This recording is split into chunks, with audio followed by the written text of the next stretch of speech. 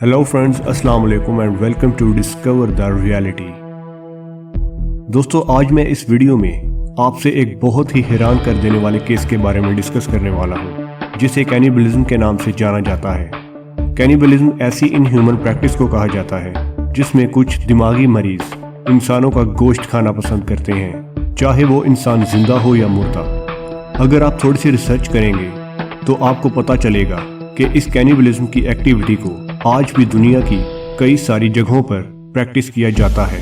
इसका जीता जागता सबूत 2012 में हमारे सामने आया था, जब साउथ कोरिया के एयरपोर्ट पर मौजूद कस्टम ऑफिसर्स ने एक ऐसे शख्स को अरेस्ट किया था जो कि इंसानी बच्चों की लाश को पीसकर उनका पाउडर बनाकर स्मगलिंग कर रहा था।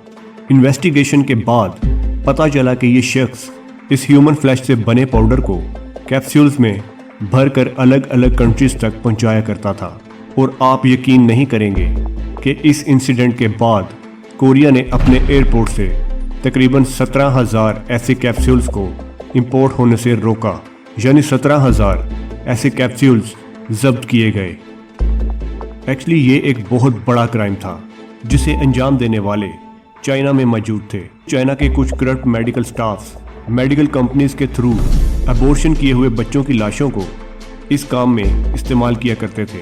इन्वेस्टिगेशन कंप्लीट होने के बाद पता चला कि ये चाइनीज मेडिकल स्टाफ इन बच्चों की लाशों को अपने घर के रेफ्रिजरेटर में रखा करते थे, जिन्हें बाद में क्लिनिक्स में ले जाकर मेडिकल ड्राइंग माइक्रोवेव्स में सूखने के लिए डाला जाता था, ताकि फिर आसानी से उन लाशों को पीस कर उनका पाउडर बनाया जा सके। रिसर्च में पता चला कि इन कैप्सूल्स के पाउडर में 99.7% रियल ह्यूमन फ्लैश मौजूद है। और कमाल की बात तो ये है कि चाइनीज गवर्नमेंट इस स्मगलिंग के बारे में पहले से जानती थी, लेकिन तब भी इस चीज़ को रोका नहीं जा सका। अब सवाल ये आता है कि ह्यूमन फ्लैश से भरे हुए इन कैप्सूल्स को खरीदता कौन है। तो आपको बताता चलूँ कि इन ह्यूमन कैप्सूल्स को खरीदने वाला और कोई नहीं बल्कि वही कैनिबल लोग होते हैं जिनका ये मानना है कि इन कैप्सूल्स से उनकी सभी बीमारियां खत्म हो जाएंगी। और अब मैं आपसे इल्यूमिनाटी कॉन्स्पिरेसी के बारे में बात करूंगा, जो कि बहुत ही फेमस है और मैं जानता हूं कि आप में से बहुत से लोगों ने इसके बारे में सुना भी होगा। इस कॉन्स्पिरेसी के मुताबिक ये कहा जाता है कि कई सारी कंपनीज जैसा कि पेप्सी, कोका कोला, नेस्ले, ये कंपनीज अपने प्रोडक्ट्स में डेड फेटल सेल्स यानी अबॉर्टेड बच्चों के सेल्स डाला करती हैं। अब इस बात की पूरी सच्चाई क्या है, ये सच है या झूठ, अब मैं इस बात को डिस्कस करने वाला हूँ।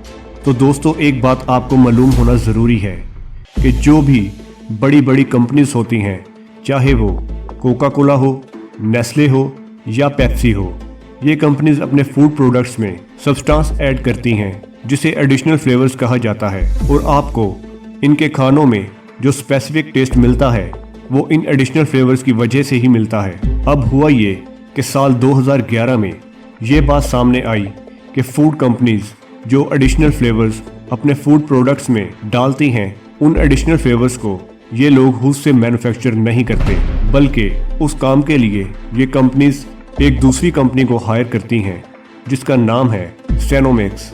सेनोमिक्स ही वो कंपनी है जो इन बड़ी बड़ी कंपनीज, खास तौर पर पेप्सी के लिए एडिशनल फ्लेवर्स और इंग्रेडिएंट्स बनाया करती है।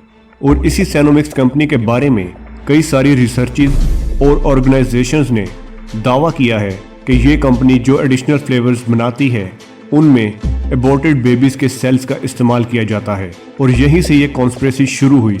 Research the word Cenomix. Okay? Cenomix is a transnational company that creates flavor enhancement for products for transnational companies like Pepsi, Kraft, Nestle, Campbell's. And what they've been doing is that they grabbed kidney cells from human aborted fetuses.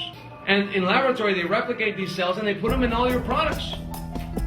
यहाँ मैं आपको एक information देना चाहता हूँ। जहाँ तक मैंने इस चीज़ के बारे में रिसर्च की है, उसके मुताबिक ये जो बात कही जा रही है कि सेनोमिक्स अपने एडिशनल फ्लेवर्स में एबॉर्टेड बेबी सेल्स का यूज़ करती है, ये बात पूरी तरह से सच नहीं है।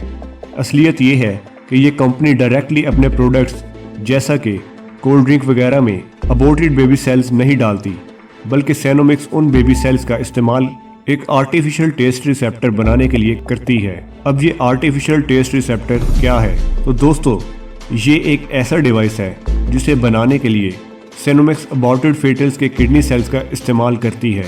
इसका कोड नेम है HEK293 यानी ह्यूमन ब्रायोनिक किडनी सेल्स। अब आप सोच रहे होंगे कि इस आर्टिफिशियल टेस्ट रिसेप्टर का काम क्या है।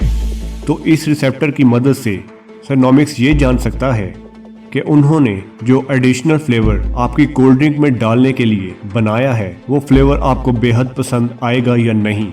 और यही वजह है कि आपने देखा होगा कि कुछ लोग चॉकलेट के एडिक्ट होते हैं, कुछ पिज़्ज़ा के एडिक्ट होते हैं, जिसकी वजह ये है ये कंपनीज जानबूझकर इन प्रोडक्ट्स में ये सब्सटेंस ऐड करती हैं, जिनकी वजह से आपको इन प्रोडक्ट्स की लत लग जाती है, चाहे फिर वो कोई चॉकलेट हो या फिर कोई कोल्ड ड्रिंक हो। क्योंकि जब आप इसके एडिक्ट होंगे तभी आप इन्हें बार बार खरीदेंगे और पैसों से उनकी जेब भरते रहेंगे। ये सब एक बिजनेस प्लान है। अब आप जान लीजिए सेनोमैक्स के एक और कारनामे के बारे में।